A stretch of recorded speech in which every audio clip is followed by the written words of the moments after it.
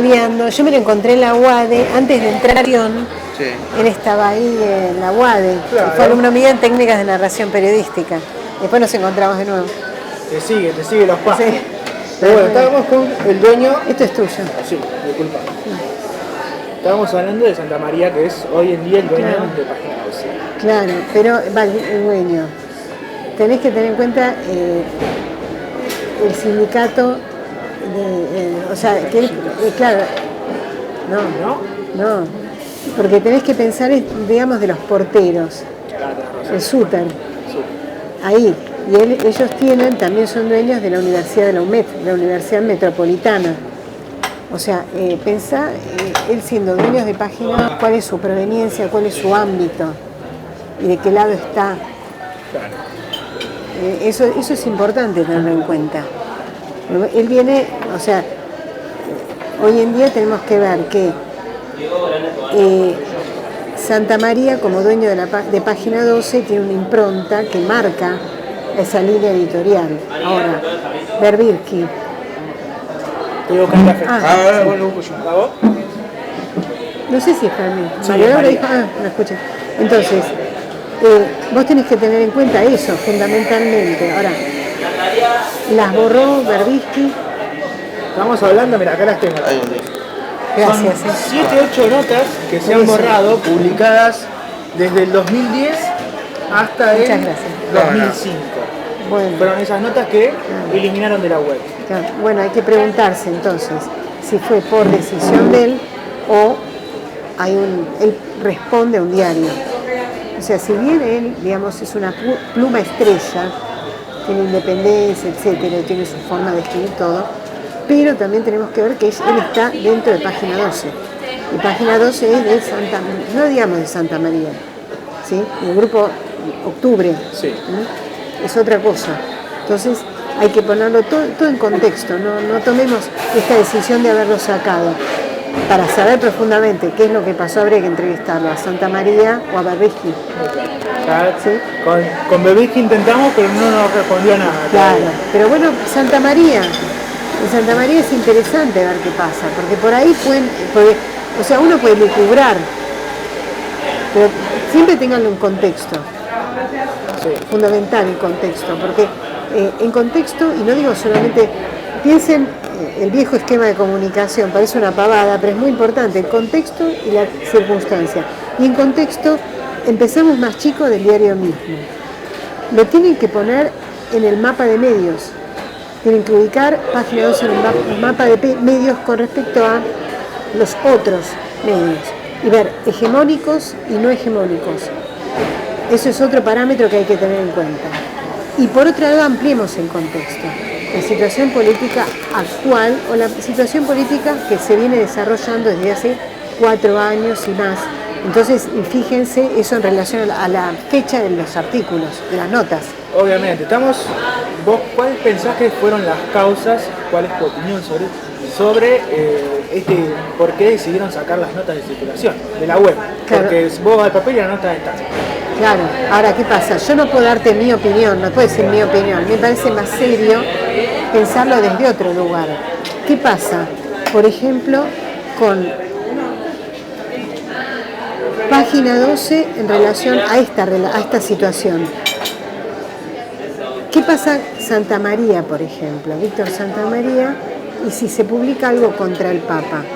Si hoy en día la figura del Papa es una figura que, por ejemplo, está diciendo determinadas cuestiones, como si ustedes buscan, ahora hay audios, ayer en TVR pasaron uno, y por ejemplo diciendo que, hablando, no lo nombró, pero la figura del presidente, con las cosas que hace y las cosas que dice son mentiras. Y eso lo dijo el Papa. Además, lo tenemos que ubicar en otra situación distinta. Además, no distinta. ¿Qué pasa? Piensen ustedes cuál es la movida del Papa con respecto al Papa anterior. ¿Cuáles son lo que mueve y lo que hace el Papa? ¿Cómo está con respecto a las situaciones de pobreza? Por ejemplo, ¿cómo es su modo de vida en el Vaticano? ¿Es el mismo que tenía antes? No. Es otro modo de vida, cambió. Entonces, por ejemplo, él fue a Santa Marta, no se quedan los aposentos papales lujosos. ¿Qué tiene que ver con esto con lo que estamos diciendo? Que el Papa tiene una línea personal más austera, está cercano a los curas que están en la opción por los pobres, y el Papa no quiere venir acá por ahora, porque no está de acuerdo con esta política. Entonces, Santa María, que va a estar más cerca de esta figura del Papa, ¿va a estar a favor de que sigan poniendo notas que estén en contra del Papa? Ojo, son reflexiones mías, ¿eh? Son reflexiones. No lo tomen como una verdad, no es una verdad. Claro. Y si nos ubicamos en el 2014... Y bueno, ahí está. Vos pensás, ya estamos mucho más antes. No sabíamos nada de esta implementación, porque si vos ves, podemos decir, notas, videos, etcétera, que se pasaban en televisión, de la actitud de Macri, de lo que, por ejemplo, sintético, el diálogo con Scioli antes de la votación, lo que él perfilaba, y si bien nosotros sabíamos cuál era su procedencia, pero él perfilaba otra forma por lo que él decía, las respuestas que le daba Scioli, y lo que se aplicó es todo lo contrario. Ya sabíamos que era un discurso neoliberal, etcétera, etcétera, eso lo sabíamos, pero lo que se aplicó nada que ver. Entonces, justamente, por ejemplo, lo que decíamos del Papa, ¿cómo el Papa va a aceptar venir para acá en eso? Por ejemplo, no sé si te estoy contestando a la pregunta. No, sí, yo no... Entonces, en el 2014 no se sabía lo que iba a pasar, no se sabía, y ahora lo vemos y pasó. Si bien sabíamos que la línea, digamos, la visión económica, política, ya sabíamos cómo venía orientada, pero lo que pasó no sabíamos que iba a pasar esto. Entonces, 2014, pero pensáis, el 2014 las levantaron ahora. Las notas fueron levantadas en 2014. 2014, Sí. porque otras, pero yo sabía que otras eran ahora. Estas notas que estamos hablando, esas ya en ese momento. fue después, eso se no lo levantaron el sabía. primer acercamiento de Cristina con el Papa Francisco. Bueno, pero es ahí. Tanto el diario como él Bueno, decidieron levantar las notas, eliminarlas de la web. Él salió a defenderse, dijo que un ejercicio periodístico medio raro el que él hizo, porque dijo que al ser elegido Papa argentino y demás, no quería que los demás medios extranjeros se nutran de sus notas, le roben. Bueno, eso sí. Bueno, ahí está. Tenga una magia negativa también. Ahí está, eso es lo extraño.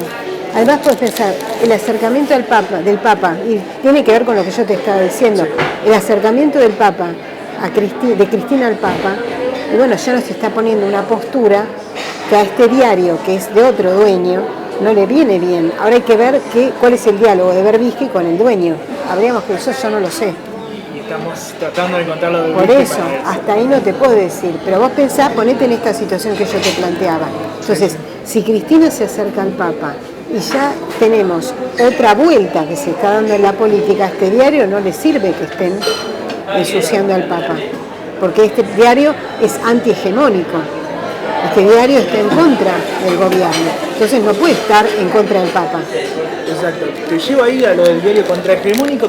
Página 12 ha sido un diario que siempre fue crítico de todos los gobiernos, Alfonsín, Menem y demás. Llega el kirchnerismo y hay un giro también ahí donde o se alinea la línea editorial de cosas con las ideas que lleva el kirchnerismo adelante o podemos decir vulgarmente transan y son uno los dos y para donde va el gobierno va a página. Claro, pero no, claro. ¿Cómo notas ese cambio? ¿Cómo ves ese cambio editorial? Y bueno, pero pensé en esto, también lo tenemos que poner en paralelo con lo que pasa con el gobierno. La voz del gobierno debiera salir por Radio Nacional, por Telam, por la televisión argentina. ¿Cuál es la voz del gobierno hoy en día? ¿Por dónde sale? Por múltiples medios. Pero ¿qué medio específicamente? Clarín y La Nación. Entonces, Página 12, por su línea, por su forma, no puede ir para ese lado. Entonces, justamente se plantea y se planta como medio contrahegemónico. Y si vos lees todas las notas, vas a encontrar siempre un sesgo de esto. Por ejemplo, había una nota que yo, para venir a hablar con ustedes, estoy hablando de Atilio Borón, no sé si lo conocen. Atilio Borón es un intelectual que es profesor de la UBA y escribió una nota muy interesante y planteaba tres visiones porque con respecto a la Iglesia, con respecto a la dictadura, ¿no? Y él nombra lo del Papa Francisco, pero no lo marcó mal, o sea, dijo, bueno, sí, realmente hubo una forma que no se jugó, pero no lo hizo como lo presentó Berbisky. ¿Entendés? Lo presentó como que él entregó. Claro, pero no lo presenta como Berbisky, tan crudo como Berbisky. Además, Berbisky es su forma también. Entonces, justamente Página 12 se planta como medio contrahegemónico frente a lo que es Clarín y La Nación. Y bueno, y las formas que él hace, los temas que trata y lo que aborda, se muestra de esta manera todo el tiempo. Si ustedes lean, lo van a ver hoy en día también. ¿Y cómo afecta en el contrato de lectura que venga siguiendo una línea de Berbisky en toda su vida y que de un momento cambie para otro y diga, no, yo esto lo saco? ¿Cuál es el efecto que puede causar eso en el lector? Y bueno, hasta puede llegar a romperse el contrato de lectura, eso lo sabemos. O sea, realmente, pensá que lo que yo les dije, esta pluma Berbisky, que vos decís, es un gran batallador de Página 12. ¿Qué pasaría con los lectores que se encuentran con esto? Puede llegar una rotura, no creo que esté pasando por esto, pero puede llegar a ser. Es como un contrasentido encontrar que esta persona... La otra vez me pasó que buscaba notas y tampoco están, ¿no? Otras más. Pero, y bueno, no es positivo para el diario. Gradualmente pueden bajar los lectores, eso puede pasar con el contrato de lectura. O sea, la imagen del diario. Eso realmente es eso lo que pasa. Pues, hace un ratito te planteaba lo de si era un giro editorial de todo el diario en común o una autocensura del mismo periodista, porque en su momento ha salido una encuesta de Fopea que la tengo por acá, no sé si ves, si querés leer un poquito. Es una encuesta que para esa época del año la autocensura era muy alta en Argentina. Si tal vez no haya sido una decisión del diario, sino haya sido una decisión del propio Berbisky haberla sacado. Claro, acá dice el tema de la nivel de independencia. Yo cuando ustedes me lo planteaba, me lo decía Julián, piensen que el diario también, por más que es Página 12, es un negocio. Y de ahí no te podés parar, porque sin plata no funciona. También, entonces, pero lo pasa también, seriedad periodística, hay que investigar. Yo no te puedo decir qué me parece ni nada, porque no lo sé realmente. Sí, pienso, también uno tiene que pensar, por más que tenga otra forma de pensar Página 12, que es un negocio también, como todo, pues se vende, es lo mismo. Ahora, ¿cuáles son los motivos por qué él lo hizo? No te lo puedo decir, pues lo desconozco, yo no soy, no estoy investigando esto, para poder afirmar algo lo tengo que investigar, tengo que hacer un sondeo. Entonces, bueno, ¿por qué habrá bajado? Yo creo que, esto yo no lo leí, no sé qué es lo que plantea.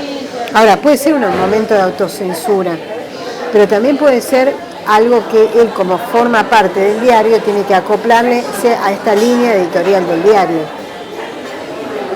Sí, es fuerte que lo bajen, fue fuerte el modo que lo hicieron. Claro, y sí. No fue para nada sereno, como diciendo, vos lo podés dejar y sacar, qué sé yo, una fe de ratas, algo así, como alineándote vuelta con el medio y no eliminando todo lo anterior. Lo fuerte del precedente es que hayan borrado notas, cosa que generalmente no ocurre en ningún medio. Claro. Eso ha sido un hito en la historia del periodismo.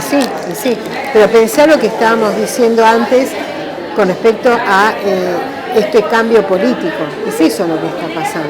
Entonces, si bien en 2014, bueno, ya no está más Cristina, pero en 2014 el último año de gobierno. Por eso, pero ya después, a partir de eso es lo que te quiero decir, ya después no está más ella, después. Pero después vos ves lo que está pasando ahora. Entonces, pero no, para poder contestarlo tenés que hacer una investigación periodística con ellos, o con Santa María o con Berbisky. Yo eso no te lo puedo contestar, pues te digo una sanata. Si te hago una lectura de esto, 2014 ya termina Cristina. Pero ¿qué pasa con Página 12 y Cristina? Ahí. ¿Y quién está? Por eso lo que te decía al principio, ¿quién está a la cabeza de Página 12? Un sindicato. ¿De qué lado va a estar ese sindicato?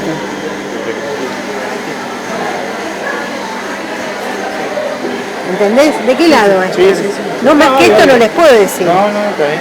No, eso está O sea, claro. quisiera decirles más, pero no puedo. Está bien. Pero bueno, ya dijimos que influye mucho el lado político. Absolutamente. El contrato de lectura casi que se rompe, es un cambio Puede llegar a romperse. abismal, pero esto sí. Tiene que haber más factores para que se rompan, pero con algún cliente por ahí si perdiste esto, se va. Vayamos a definiciones que vos a Julián le estuviste pasando algunas cuantas, por lo que vi, como por ejemplo tenemos que definir, a ver si nos podés dar una mano con esto, lo que es la línea editorial de un medio, donde decís que nos fijemos para buscar bibliografía y redactar sobre línea editorial o autocensura, si tenés algunos conceptos para darnos. Línea editorial, lo que uno tiene que pensar, en general se dice es la línea ideológica del diario. Es una línea ideológica que atraviesa todo el diario y que se presenta en determinados aspectos que uno tiene que ir como desglosando del diario. Entonces, para la línea editorial, uno ¿cómo la puede percibir? Por un lado, ¿qué es lo que presenta? O sea, ¿cuáles son la selección de noticias que hace? ¿Qué es lo que presenta y qué es lo que deja de lado? Por otro lado, la otra forma en que la detectamos es a partir de cómo clasifica la información. Entonces, ¿dónde la va ubicando? ¿En qué secciones la va ubicando? Por otro lado, con respecto al centimetraje. ¿Qué es eso? El centimetraje es el espacio que le dedica a cada nota, la prioridad que le da a cada nota de acuerdo a su... Entonces, por un lado, ¿cuánto espacio le dedica? Pero ¿en qué lugar de la página lo pone? Uno sabe cómo es la importancia, entonces las páginas impares son las más importantes, etcétera, etcétera. Entonces se la pone arriba o se la pone abajo, a la izquierda, a la derecha, ¿dónde la ubican las notas? Y ahí vemos la importancia que le da a determinados temas. Dijimos centimetraje. Después, por otro lado, ¿cómo titula? Entonces, leer entre líneas los títulos. Y por ejemplo, Página 12 es un diario que utiliza mucha metáfora, muchas digamos, figuras retóricas. Entonces puede utilizar una metáfora, antítesis, hace toda una serie de construcciones de relación entre la imagen y el título. Entonces también cómo titula, cómo redacta, qué fuentes consulta. Todo esto que estamos diciendo, por ejemplo, si utiliza deixis, es decir, referencias espaciotemporales o referencias socioculturales. Utiliza subjetivemas, entonces palabras que dan cuenta, por ejemplo, que expresan subjetividad, valoración. Todo esto que estamos diciendo, desde la clasificación, centimetraje, todo esto nos muestra cómo el diario, de acuerdo a su línea editorial, construye un verosímil. Es decir, aquello que sin ser verdadero es real para alguien. Entonces ahí yo veo la línea editorial plasmada en todo el diario. ¿Sí? Sí. Y es importante entonces darse cuenta que aquello que es verdad para alguien me está diciendo quién es ese público al que va dirigido. Yo lo detecto y yo lo veo. Y en todo esto, por ejemplo, a usted le sería muy útil utilizar todo lo que no sé si está en semiótica, teoría de la enunciación. Sí. Bueno, la teoría de la enunciación, esto que les estoy diciendo es algo que aplicó Stella Martini acerca de teoría de la enunciación. O sea, lo aplica todo en el análisis del diario para detectar esto del verosímil, la línea editorial. Entonces, por un lado. Por otro lado, ustedes dicen, por ejemplo, Restrepo. Restrepo es un autor que justamente trabaja muchísimo esto de las distintas formas de faltas de ética en los medios. Y justamente habla de la censura, de la autocensura. Pero es bueno en esto, les digo, no sé si tuvieron semiótica. Sí, Estamos cursando Bueno, semiótica. ¿con quién están ustedes? Con Orsa. Gustavo Orsa. Justo habló de subjetividad, me hizo acordar de semiótica. Un genio. Sí, explica muy bien. Entonces, vinculen para ver esto de línea editorial las dos cosas, semiótica y ética. Yo estoy dando en COSAL, soy semiótica y hay un profesor que está en ética. Juntos tomamos el examen. Es ver cómo se manifiesta autocensura, perdón, censura, etcétera, a partir del análisis semiótico. Y vinculamos los dos. para detectar la línea editorial y ver estos problemas, tienen que juntar las dos materias. Qué lindo programa que tienen cosas. Está bueno eso. Eso salió de un examen. Entonces, justamente, esto que estamos diciendo, analícenlo desde la ética. Y este autor Restrepo, justamente es uno de ellos que trabaja estos temas. Vos como sos lectora de página, no sé si lo sos o no. Yo leo página 12, tengo que leer todo. Tengo una columna que leo todo para poder armar la columna. Por eso. ¿Dónde tenés una columna? En la tribu. Vamos a buscarla después. ¿La tribu? Ahí la busco por internet. La película. La columna, el programa se llama En la Boca No. Pero ya ahora tiene otro nombre. En la Boca No está en otra radio. Después te paso el nombre de nuevo. Porque ahora cambió el fin de semana pasado. Hacémelo llegar por Julián, así lo vemos. Como lectora de página 12, lo has seguido desde el comienzo, me imagino. Sí, más o menos. ¿Cuál es tu opinión? Si ha sido una línea editorial coherente hasta la actualidad o no. Hubo altibajos, porque hubo momentos, yo me acuerdo que tenía que ir con unos chicos del secundario a llevarlos y no sabías quién era el dueño, hubo altibajos. Y después del 94, por ahí se empezó a enturbecer todo y no sabías. Vos preguntabas y no sabías a quién respondía. Que hasta en un momento se dijo que pertenecía al Clarín. Claro, la nata dijo hasta en un momento se dijo eso. Pero más o menos siguió una línea, si bien hubo altibajos, pero por ejemplo, que tampoco es un parámetro fiable, pero por ejemplo sus formas de ver presentados en las páginas, los temas que trata y todo eso, más o menos se quiso poner desde un lado. Aunque te digo, hubo altibajos, no es que fue todo así. No fue un coherente así como... No, hubo de todo. No es como yendo a un extremo la nación, que siempre el mismo lado y va a claro. Ahí no lo movemos. Claro, porque hubo cambios de mano también en página 12, claro. Ese es el tema que complica. Pero bueno, creo que con esto vamos a ver muy bien. No sé si tenés más tiempo, nos querés decir algo más sobre el trabajo que te haya interesado. Y no, sobre el trabajo yo te digo, es lo que yo les decía, por ejemplo, aplicar, porque para eso aplicar cuestiones, yo les había mandado ese cuestionario, por ejemplo, ver cómo califica, para detectar la línea editorial, cómo califica los personajes que trae, y por ejemplo, si aparecen como sujetos activos o sujetos pasivos. Eso también da cuenta, a veces uno de esas cosas las pasa por encima. Y hay que mirar, ver cómo los califica de esa manera.